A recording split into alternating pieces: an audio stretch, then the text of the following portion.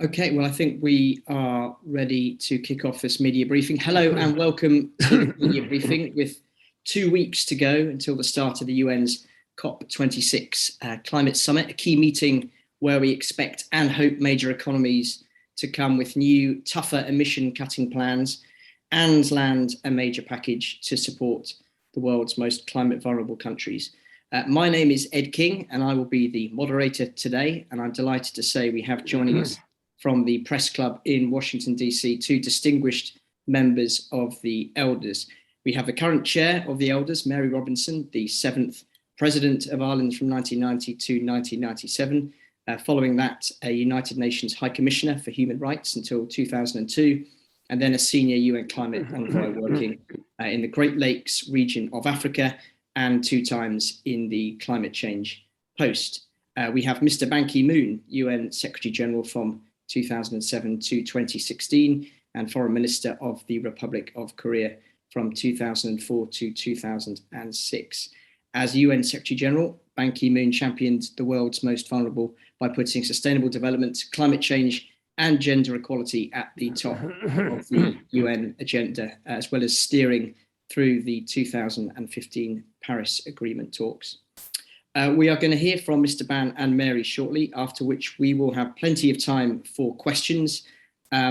Please do write your questions in the Q&A box, which should be at the bottom of your screen, and we will start running through them in due course. Just to reiterate, the briefing is on the record, and there will be a recording available after for those who wish to watch it back. But without further ado, over to Mr. Ban to kick us off with an initial address.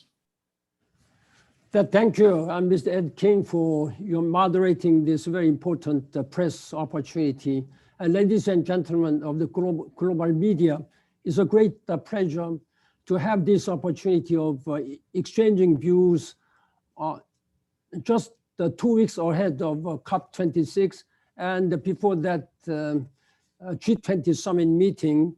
The actions of G20 countries will be pivotal in keeping 1.5 degrees Celsius. That is a threshold for our survival, humanity, and planet Earth. The NDCs, nationally determined contributions, which have been submitted by some countries so far, don't add up to what is necessary to keep this planet Earth and our humanity sustainable. But some major G20 countries are still to come. We need these NDCs to be ambitious enough. And we are asking those who have submitted weak plans to reinforce their ambitions again. The Elders are appealing to the leaders of the particularly United States and China to see a common interest, find a way to work together and lead by example. We need more ambitious 2030 target from China, and we need the United States to deliver what they have pledged. G20 countries account for nearly 80% of global greenhouse gas emissions and 85% of global GDP.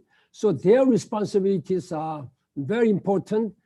Between them, they have the responsibility and the capacity to keep 1.5 degrees Celsius within reach. G20 countries must heed the talks and calls from the poorest and most vulnerable countries to show greater ambition, compassion, and present a stronger NDCs before Glasgow COP26. The Elders have written to all G20 leaders, asking them to send the right signals going into COP26, strengthening their nationally determined contributions, backing 1.5 degrees, honoring the $100 billion promises. This was the promise made in 2009 during Copenhagen COP15. So during last 11 now it's already 11 years now, 11 years. They have mobilized only $80 billion. Then they have to mobilize $100 billion from now annually, at least up to 2025. And this is so far announced to take us maybe 15% of the way towards what is needed for 1.5 degrees. Some G20 nations have yet to submit NDCs ahead of the COP26, including Australia, China, India, Saudi Arabia, and Turkey. We urge those countries to be ambitious, as they could really move the needle. Other G20 countries have submitted NDCs which either do not move or weaken their commitment, including Mexico, Indonesia, Russia, and Brazil. We are asking these countries to think again and be ambitious more enough. All G20 countries will need to take further action to align their policies and NDCs to 1.5 degrees Celsius. And wealthy countries need to put more climate finance money on the table with at least 50% for adaptation. On the United States and China tension conflicts, encouraging signs from the meetings between Jake Sullivan, National Security Advisor to President Biden, and Yang Jiechi, Politburo member of the Chinese Communist Party, who is now director of the Central Foreign Affairs Matters. They met in Zurich, Switzerland on October 6, that Biden and Xi Jinping may be planning a direct summit. I hope this can take place before the COP26 meeting. For China, this means stepping up their NDCs. China can show they are serious about meeting President Xi Jinping 2060 goal by aligning their 2030 target. For the United States, this means stepping up their implementation. The United States has already committed to ambitious climate goals and now needs to back up on this with this action. The vote in Congress at the end of October on the promised stimulus spending will be critical. I now urge both leaders, President Biden and President Xi Jinping, do exactly what they used to do during the time of President Obama and President Xi Jinping. Without two countries working together, this Paris climate change agreement might not have been possible. Now this time, while global temperature is rising, we must do everything possible to contain this 1.5 degrees under control. And I really count on the United States and China to do the same things for global community, humanity, and the sustainable Earth. Thank you very much. Mr. Ban, thank you very much for your opening remarks. Next, we are going to hear from Mary Robertson. Mary, the floor is yours. Thank you, Ed, and I'm also very happy to address the international press at this important time just before COP26. I'm also very happy to be here with Ban Ki-moon. He was my boss for 3 mandates when I served as his special envoy, and now he's my deputy, and a very supportive deputy of the fact that a woman is chairing the elders. So that also is, I think, worth mentioning. But I actually want to begin on a very sad note briefly. Just before coming on, both Ban Ki-moon and myself were shocked to learn of the death of Colin Powell. He was a friend of both of us. He was a wonderful moral man who was misled terribly in the context of the Iraq War before the Security Council. Later on, I served under him with Madeleine Albright on a committee to help developing countries from the United States. I was based in New York at the time. And I must say, it was really great to see his complete commitment to more vulnerable countries. And that's what the elders want to talk about in the context of COP26. As Ban Ki-moon has said, this COP must align itself with the goal of 1.5 degrees. There will be a gap, and how we deal with that gap will be very important. But it's also extremely important, in my view, that we don't have a kind of fatalism that the COP is not going to deliver. I feel it's really important that young climate activists keep their hopes alive and see the positive development of COP26, because it's essential to make progress, that we see as much progress as possible at the COP. And that's why the elders align with more vulnerable countries. We align with the 48 countries of the Climate Vulnerable Forum. We're aware that they're looking for a climate emergency pact at the COP. And that pact is a sort of threefold sense of protecting more vulnerable countries who are least responsible, which is the climate justice approach. And that means we have to achieve the 100 billion a year. And it means that we have to have much more emphasis on adaptation, which is something that Ban Ki-moon has prioritized with the Commission on Adaptation, etc. And we must also speak much more seriously about loss and damage. So let's look at where we will be at COP. If the G20 steps up, we will be in a much better place than we are now, but we will still not be fully aligned with 1.5 degrees. It would be very hard to believe that there could be enough done before COP. So what is really important is that at Glasgow, leaders need to reckon with the remaining gap to 1.5 degrees and provide a response. They need to find a pathway that is accountable. It will not be enough, as the Paris Agreement says, to increase ambition every 5 years. We will have to have countries that need to step up, increase their ambition every year. And that is possible under the Paris Agreement, under Article 4.11. Every country can increase its ambition at any time. So there can be pressure on those countries, and Ban Ki-moon has named a number of them, who are not ambitious enough. Also, the 100 billion. We agree with the Climate Vulnerable Forum that there is a package there, which is a package over 5 years. Indeed, it's over 6 years, from 2020 to 2025, and that is 600 billion.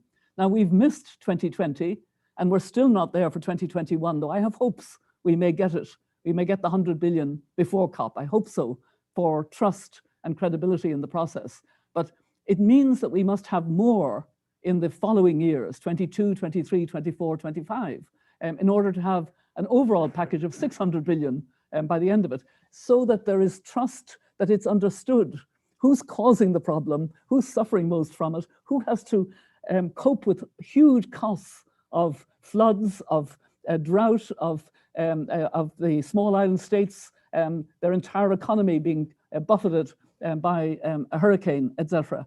And we also, as I say, have to get more serious on loss and damage. We have to have it as an item every year, and we have to be talking in terms of where it's not possible anymore to adapt, that we address loss and damage much more seriously. I'll stop at this point because I know there are a number of journalists and I'm sure they're keen to ask questions. Mary, thank you very much for those opening remarks. We have questions already in from the Associated Press and the Sydney Morning Herald. Just a reminder, if you have questions for Mr. Ban or Mary, please put them in the Q&A box on the bottom bar of your screen. But the first question, two parts to this question, so maybe we'll split the question, and one for Mr. Ban and one for Mary. It's from Seth Borenstein at the Associated Press, and two parts of this question. If Glasgow fails, like Copenhagen, what do you think will happen to climate change, humanity, and the Earth itself? And the second part is, how likely is it that COP gets the 45% decrease in emissions sorry, the question just disappeared. 45% decrease in emissions by 2030, sorry, that the UN says are needed. So perhaps, Mr. Ban, if you could answer the first part of the question, which is, if Glasgow fails, like Copenhagen, what do you think will happen to climate change, humanity, and Earth itself? And the second part is, perhaps, Mary, you could answer, how likely is it that COP gets the 45% decrease in emissions by 2030 that the UN says is needed? First of all, I'd like to make it clear that we do not work for failure. We work for success. I have such a terrible experience in 2009 in Copenhagen. That the failure was the worst one which I ever had during my 50-year public service. That is the only one which I do not want to remember and repeat again. I know that there is a heightened expectation, and this Glasgow Summit meeting, COP26, will be one of the most critically important COP meeting in the history, particularly after Paris Climate Change Agreement. We cannot wait until another 5 years when there is a updating of the NDCs. We must make sure that nationally determined contributions will be minimum 45%, or if 50%, that will be much, much better. Then what do I expect from COP26? I know when Mary Robinson and I have already been repeatedly saying that, but we have less than 10 years to go. 10 years to go. We have more exactly 9 years. It's no time at all. Therefore, my greatest hope is that we will know the curve is bending to a sustainable future of less than 1.5 degrees. The World Meteorological Organization and the IPCC assessment report last August has said that the global temperature rise has risen already 1.1 degrees since the Industrial Revolution. That means we have only 0.4 degrees to go. Can we keep this under control, 0.4 degrees up to 2050? It may not be possible, but if we work together, if we elevate the ambition level, there must be political will by the political leaders. That is the importance of a G20 Summit meeting. There is nothing which we cannot do if we put all our hands together on the deck. Therefore, I'm really counting the world leaders to do their homework for humanity and for sustainable development. The biggest emitters, like Chinese and Americans, will have to do their homework, cut emissions by more than 50%, their NDCs, and again, $100 billion. Then these vulnerable countries are asking to provide, as Mary said, $600 billion up to 225 minimum. They need to have a scientific and technological support.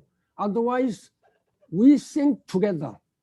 We sink together. It's not only developed countries like the United States, European Union can handle this matter. If African countries and climate vulnerable countries, 48 countries, they sink underwater, then I think a whole of us will sink together. There is also a direct link will have been made to protecting 30% of global land and oceans in restoring biodiversity and adopting nature-based solutions. I would also hope that language will be changed from, we've been saying that build back better or build back greener from COVID-19 impact. But I hope that the leaders in COP26 will change this kind of a line, saying that building forward with equality, justice, and sustainability, leaving no one behind. We have to go all together, rich or poor. This is what I am just emphasizing. With that in mind, I also hope that COP will be more inclusive than any of the previous COP meeting. While that may be challenging given the pandemic, now more than ever, it is more important than ever to listen to the voices of all those global south and from your young people who are really challenging the leaders. I have been meeting many young people and I'm urging them, why don't you challenge your leaders, political leaders, business leaders, then tell them that this is the world where our generation and our succeeding generation will live together. Therefore, current leadership should make this situation sustainable. That's my strong urge again. Absolutely. Thank you. And thank you very much, Mr. Ban. And Mary, in terms of the question around the 45% decrease in emissions by 2030 that the IPCC has recommended. I think it's really important that we manage expectations so that there is no question of COP26 being a failure, no question, and no question of a kind of fatalism about that. And when I say manage expectations, we're not going to close the gap in Glasgow, but we have to align with 1.5. We have to be on a political commitment to 1.5 degrees. There will be a gap. And that's why I'm saying that there has to be a process devised at COP26 of how we will put more pressure to increase ambition of those targeted countries that are not stepping up enough. And that has to be every year, not every 5 years, as the Paris Agreement said. There'll be a stock taking in 2023, but before that, there has to be a real political accountability mechanism. We will know when we come out of COP where we are. The point is we have to be aligned with 1.5, with that decrease of 45%. We know that the UN's recent report said, not only are we not on course to reduce by 45%, we're going to increase by 16% on the current trajectory. Now, the G20 hopefully will make an impact on, make that a good deal better going into COP. But we actually need to be very clear that we will need to increase the ambition, we will need to target, we will need to ensure that countries are outliers to the world unless they step up both with the finance and with the more ambition in their commitments, because we cannot do otherwise and we cannot fail at the COP or beyond the COP. Fantastic. Plenty more questions are rattling in now. Next, we have Nick O'Malley from the Sydney Morning Herald. It now appears almost certain that even if the Australian government brings the net zero target by 2050 to COP26, it will not commit to improving on its 26 to 28% initial interim target for 2030. It does appear likely it will present some evidence it is likely to achieve reductions over the next decades. How do you think such a position would be received at COP26? Maybe Mary, you want to go first on this one. Yes, I'm sorry to say that I think Australia is an outlier at the moment in the scale of its ambition. And I say that because I know that cities and states of the federal system in Australia are trying to step up, and civil society is trying to step up. It's at the federal level that the problem is. I am pleased that Scott Morrison seems to have changed his mind and will now come to COP. I think that's really important. If he comes, I hope his peers will say to him, you need to do more. You are a rich country. You have to stop this dependence on coal. You have to have just transition from coal. And you have to understand that the world is looking to countries like Australia because you've been on the side of historic emitters. And so, you know, I'm with a lot of the Australian people in wanting their government to step up more. Now, let me add to what, if you allow me, to what Mary Robinson said. I have been working very closely with the Australian government, and I have been visiting an Australian government. I think I know that they have concern and they worry. They have plenty of coal resources, and the coal has been one of their major exporting goods, particularly to China. But at the same time, they have highest technology on hydrogen energy. So I know that they are going to provide and export this hydrogen technology to many countries, including Korea. I met one of the big businessmen dealing with hydrogen. Now, while I appreciate that they have such very difficult challenges to deal with the coal industries, but at the same time, they can swiftly change or through using 21st technology, hydrogen. Therefore, 26 or 28% the NDC by Australia, who is one of the very important, powerful G20 member countries. I think this is not the leading by example. They really should lead by example. That's my strong urge as a friend of Australia.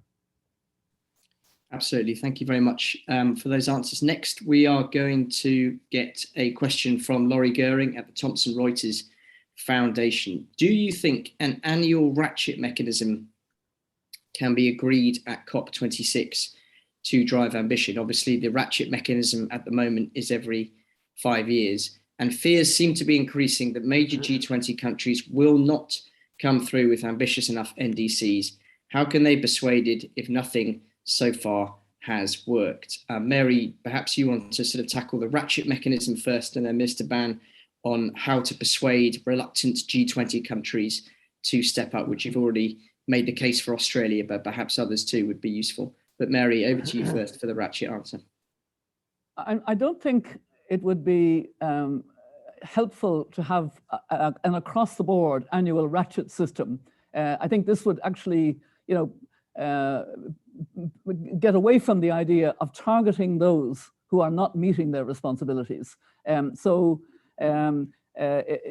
mean, the stock taking in 2023 will be extremely important, and that's part of the Paris Agreement. But the idea of increasing ambition every 5 years is far too slow. That's the point I'm making. And that under Article 411 of the treaty, every country can increase its ambition. So I would prefer a more politically targeted focus on those countries, both for the financing and for the ambition for their NDCs, and have it very much aligned with 1.5.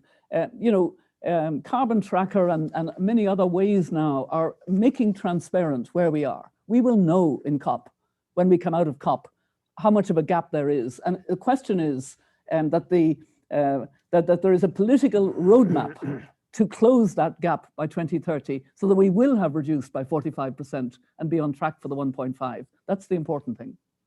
Well, I'm sorry that I have named some countries of G20.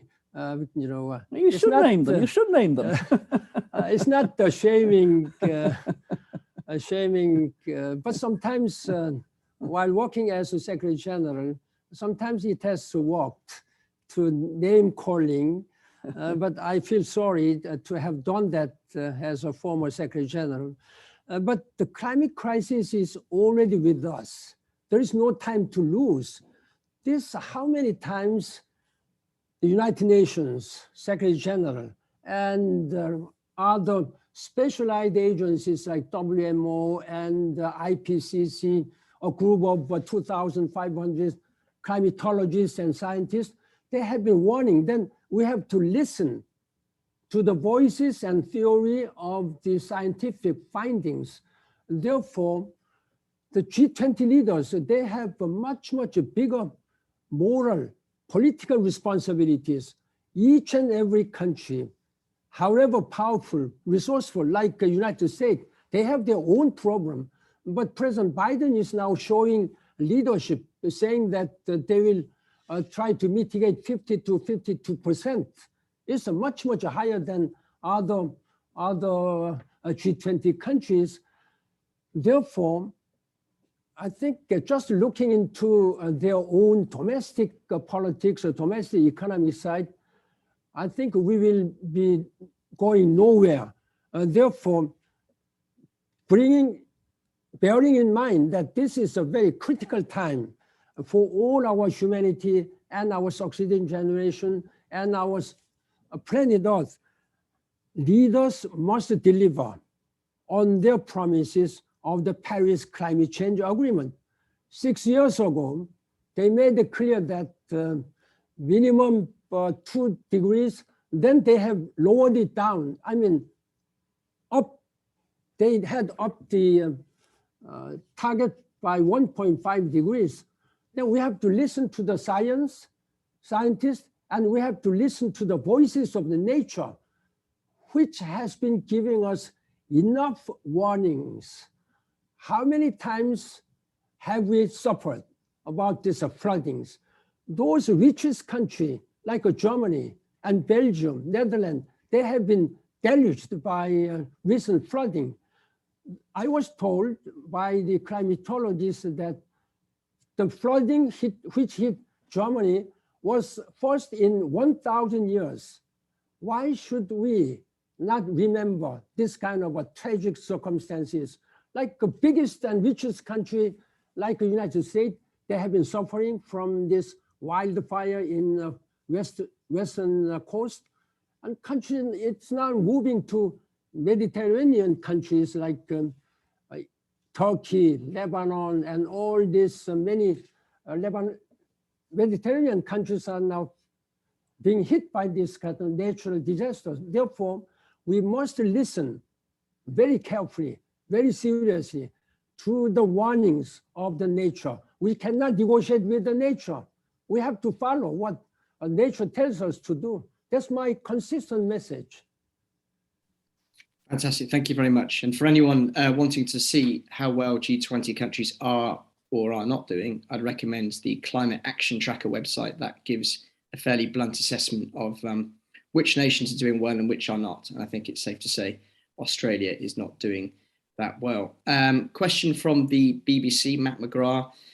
If the leaders of China, India, Saudi Arabia and Brazil do not attend the COP, will it be a failure before it starts? If the leaders of China, India, Saudi Arabia and Brazil don't attend the COP, will it be a failure before it starts? Obviously, a lot of attention at the moment on who may or may not make the meeting in Glasgow. Mary, perhaps you want to kick off and then Mr. Ban. I think it is actually very important that heads of state do attend. It's on their watch. The future of humanity is on their watch. And in particular, it would be very important that President Xi Jinping comes from China. He has rightly taken leadership. He said at the UNGA last year that China would meet a target of net zero by at least 2060, meaning it could even be before 2060. We know and we appreciate there are energy problems, shortages in China at the moment, and they're having to up coal a little bit. But that's, that doesn't stop a trajectory to be in the right place. So I would certainly hope that China will continue its leadership. I hope that India will also come. Brazil is, a very difficult country at the moment, as we know, and there's an election coming up and so on. I think it's much more important that China and India at least would be there. And I think it's really a moral responsibility of the highest nature and a political responsibility, because we do not have time. As Ban Ki-moon has been urging us, we have to reduce by 45% by 2030 to be on course for a safe world for our children and grandchildren and their children and grandchildren. That is, it's an unanswerable, requirement. And therefore, I would appeal to heads of state that they must come to Glasgow and accept that it be aligned with 1.5. Lead by example by the leaders, political leaders particularly. That's the key. in addressing this climate crisis at this time. While working as a Secretary General of the United Nations, I have been really working very closely, one by one, as a group. At this time, while I know that UK government has adjusted their timings, schedules of COP26 to enable, to facilitate easy participation of all these G20 leaders, so they can move directly from Rome to Glasgow at the beginning of this COP26. Therefore, I am urging again, in addition to what Mary Robinson has just said, they should show their political leadership. We cannot wait for another 5 years for another update cycle, 2025. I have a very good memory and appreciation for President Xi Jinping when the Chinese government, who were very much reluctant in joining actively during the first initial stage of Paris Climate Change Agreement, then as soon as President Xi Jinping took power, he has shown his political leadership, and he attended the Paris Climate Change Agreement himself. He also came to the United Nations in 2015 when Sustainable Development Goals was adopted, and he has shown himself his leadership by example. Therefore, I hope that he will be really committed to participate. I'm urging Chinese government show Chinese leadership again, as they did during the time of the Paris Climate Change Agreement.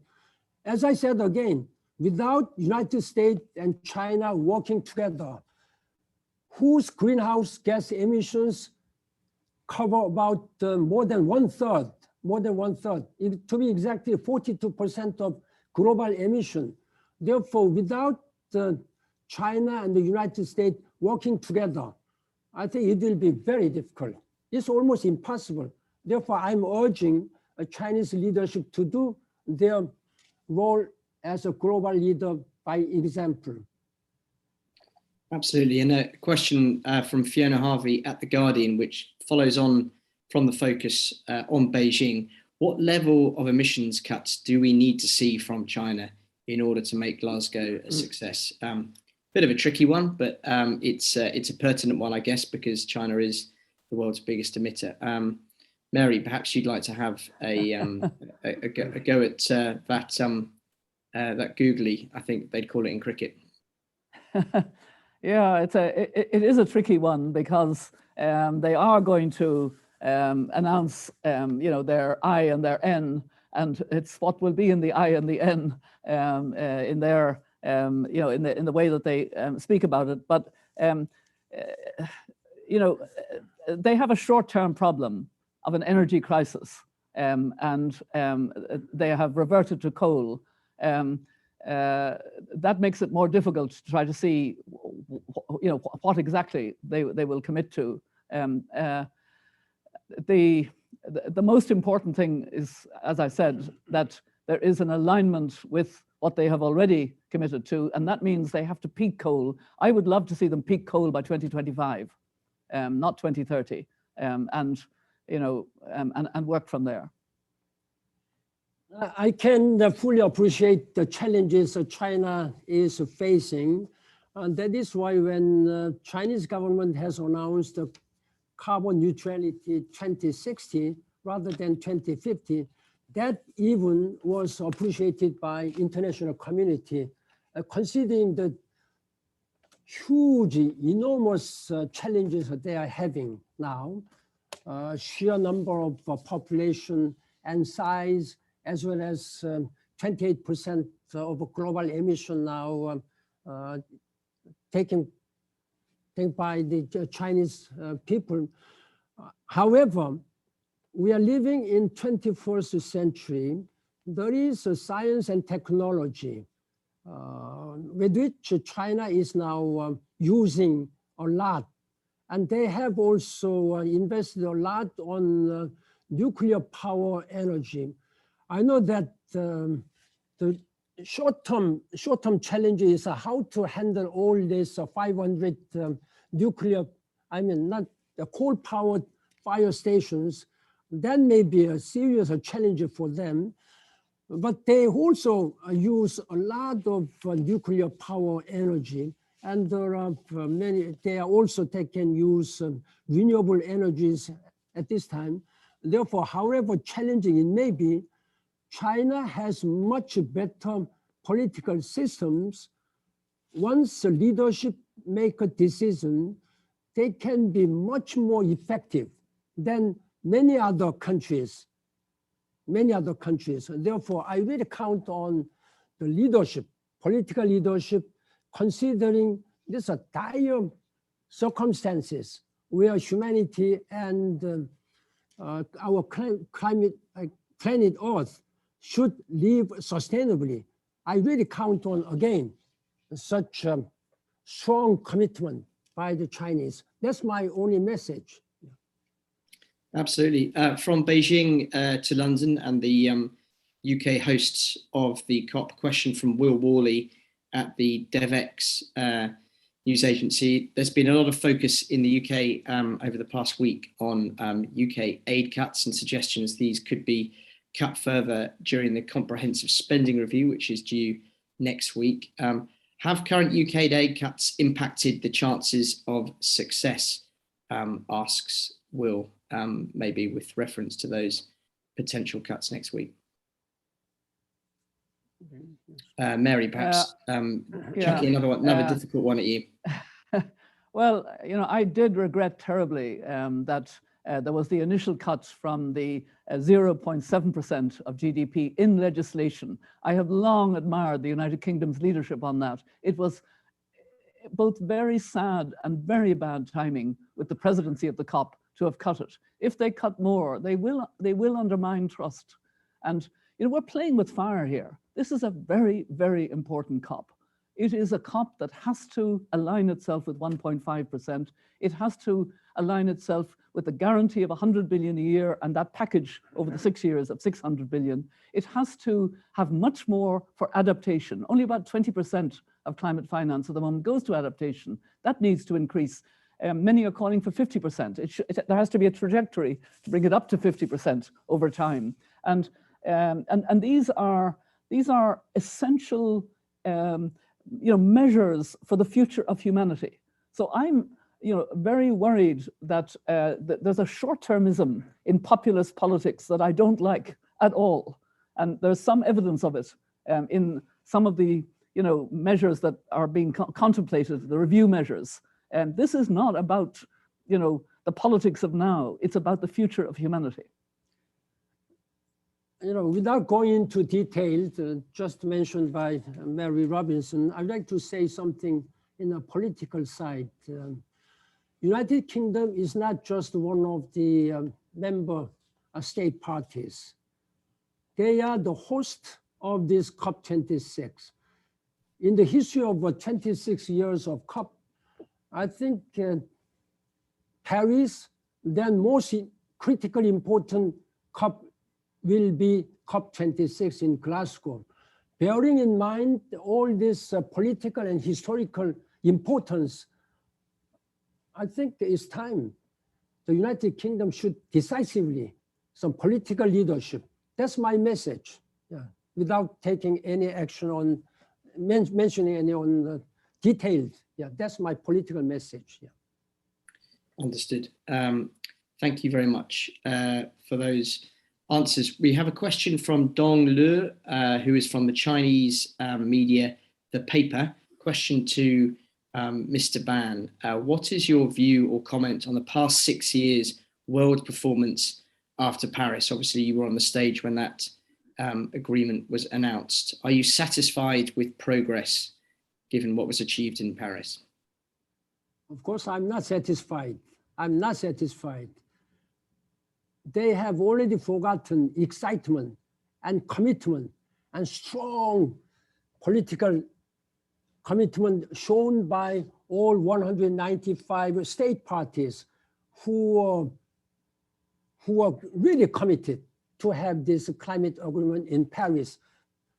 the success didn't and should not stop there. It was just a success in agreement. Then this agreement should be translated into action. That is much more important. During the last 6 years, I've been watching as a former Secretary General, but I have been speaking out as a former Secretary General who had been spent the day and night to make that we have first agreement. Now this is the agreement. Now we have only agreement and most powerful, but it may have to be updated and augmented by the political will, by political leaders, then business leaders. And look at all these tens of millions and millions of civil society leaders who are just shouting and urging government leaders to do much more. This is not an issue of China or the United States or some other countries specific.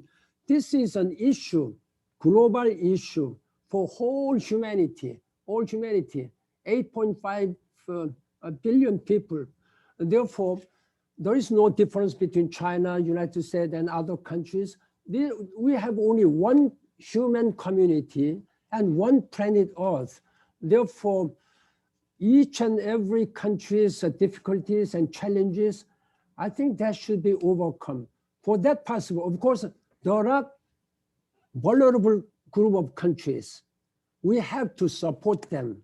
That is why we have to mobilize at least a minimum $100 billion annually and provide the science and technological support to those countries who cannot do.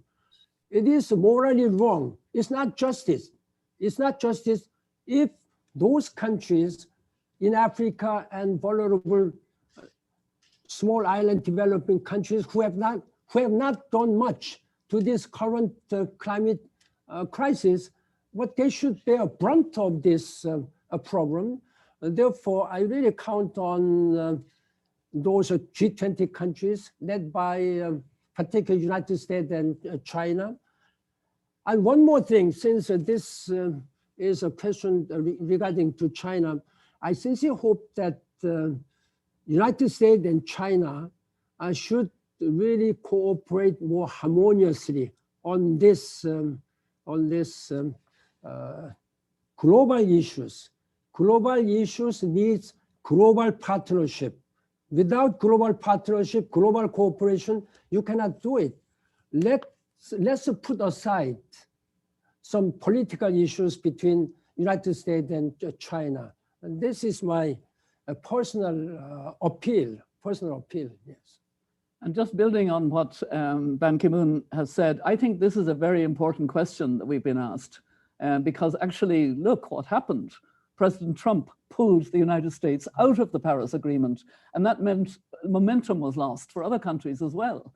And countries were not as motivated as they had come from the Paris Agreement, and this has been quite serious.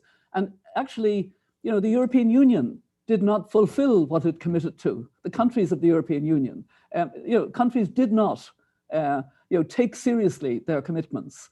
And now we have a situation where the Biden administration is very keen and has prioritized climate rightly, and John Kerry is doing his best, but Congress may or may not, and it's looking worrying, fulfill the climate commitments in time for COP. And we have to kind of almost appeal to China to actually give that leadership, even if it is skeptical of what the historic emitters have done and have continued to do and what they've done since Paris. It's so important. And, we've seen recent flooding in China. China is very vulnerable, as many countries are, to climate impacts. It's in the interests of all of us. And that's what the elders are pleading for, that we can understand that this is happening on our watch, that heads of state have to take their responsibility in Glasgow, that we have to manage the expectations. It cannot be a failure, and we have to go on from there. Fantastic. Right, we've got about 9 minutes left and about 4 questions to get through so far. So let's crack on. First, from Brian Kahn, which is linked to what you've actually been saying, Mary, around the US NDC. Brian's a US-based journalist. Joe Biden has put forward a stronger NDC. He obviously did that earlier this year, but much of the emissions reductions hinge on the reconciliation bill in Congress. How much is US credibility at COP tied to whether that bill is passed with strong climate provisions? And we understand that West Virginia Senator Joe Manchin is one of the key Democrat holdout senators on that. But Mary, potentially a view from you on that first.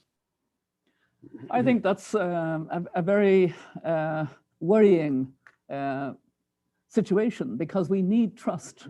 You know, it seems to me quite shocking that a senator in a state that is very dependent on coal, with maybe a few thousand workers in coal, what about buying them off with just transition, for goodness sake? Why doesn't, you know, why can we not have in Virginia the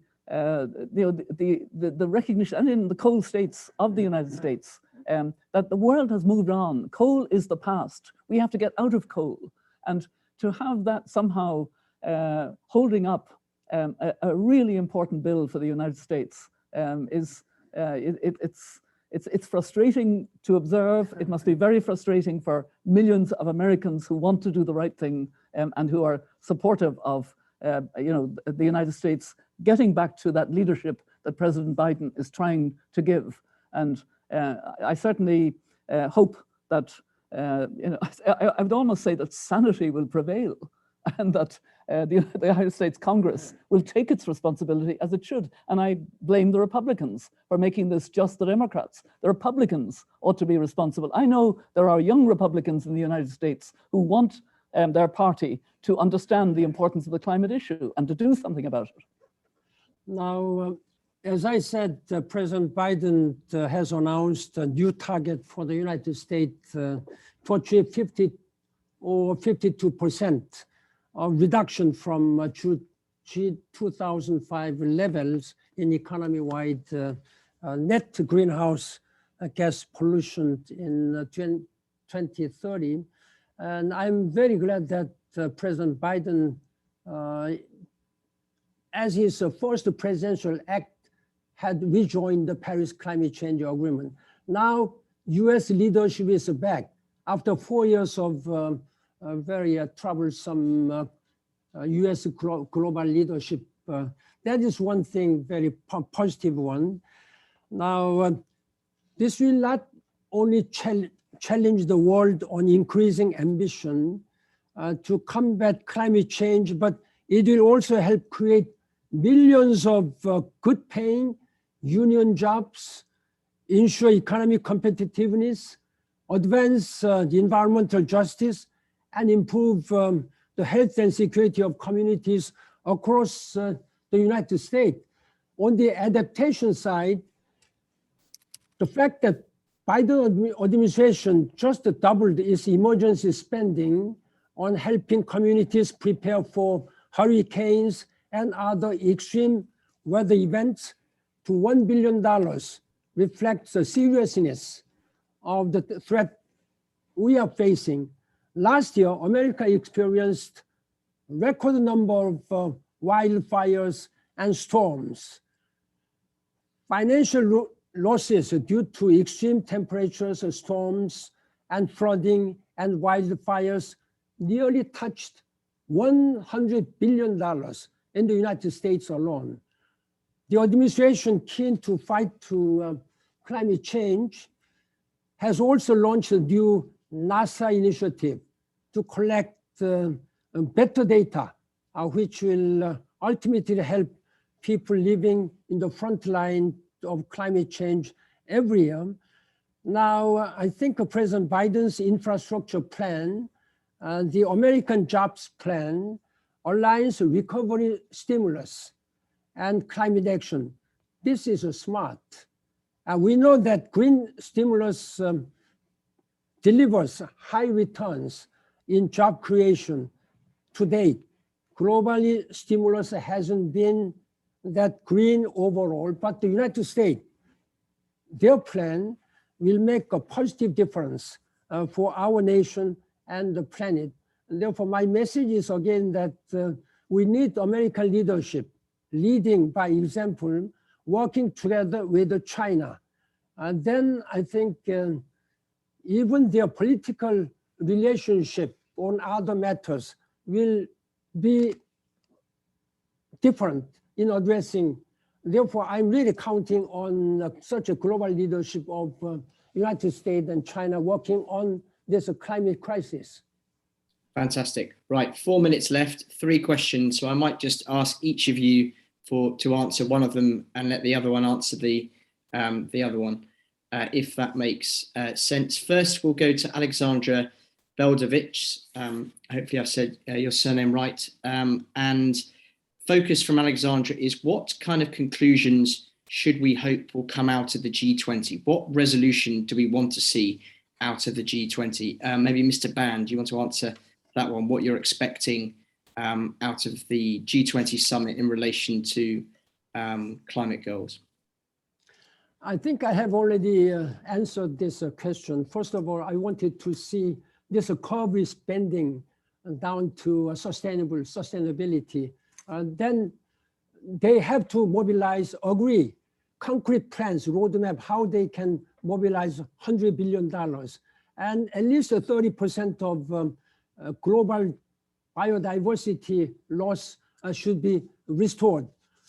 And they should give a clear roadmap how they can manage this 1.5 degrees live again. That's in such a case, we can say that COP26 was a great success. Thank you. And Mary, a question from Petra Pinsler from DZite, asking what, in your view, will qualify Glasgow to be a success or a failure? Another really difficult one, I'm afraid, but what, in your view, will qualify Glasgow to be a success or a failure? I think Glasgow has to align itself with the 1.5 degree target. That's the important thing. And it won't be achieved in Glasgow, but we have to have a political roadmap pathway of accelerating ambition every year for those who need to increase their ambition and accelerate the money. If I might just say about the G20, it's being chaired by Italy. Italy needs to step up on climate finance. France needs to step up on climate finance, and that will help the G20. We need every country to take its leadership seriously. And if that happens, then we will be aligned. We can be and must be aligned with 1.5 and with the 100 billion a year, the package that the Climate Vulnerable Forum are looking for over the 6 years, the 600 billion, the commitment to increase the 100 billion in the following years, having fallen in, last year and this year. Just to add one more thing very quickly. One more success criteria would be if the leaders pay more attention on adaptation side. Now, mostly we have been working on mitigation. Now, the money which they have been using has been 5 to 95%. They have been spending 95% of money on mitigation and only 5%. My urging is that they should be equally 50-50, mitigation and adaptation, because investing wisely for the future shocks, like first of all, early warning system, very effective scientific early warning system will prevent much loss. Then secondly, agriculture investment, and also water safety, water security, and climate resilient infrastructure. And for those small island developing countries, even planting mangrove plants, that will also be a very good way of adaptation. Therefore, we need to be wise for future shocks, investing wisely. This is what I'm asking world leaders to pay more attention on adaptation. Fantastic. Well, we still have lots more questions, but we have run out of time. And I think Mr. Ban and Mary have to go and get their second or third cup of coffee because it's still quite early in Washington, DC. My thanks to Mary and Mr. Ban. That was a really rich and deep conversation about the variety of challenges and expectations at the G20 and COP26. I think we are going to hear a lot more from all of the elders in the coming couple of weeks and during the Glasgow Summit. And I'm sure the team there will be in touch with media down the line for other opportunities. There is going to be a recording available of this briefing, and we will, at least the team of the elders will try and send that out in due course later on this afternoon. But my thanks to our panelists, and I wish everyone a very good rest of your day. Thank you, Ed. Thank you very much. Thank you. Bye-bye. Thank you.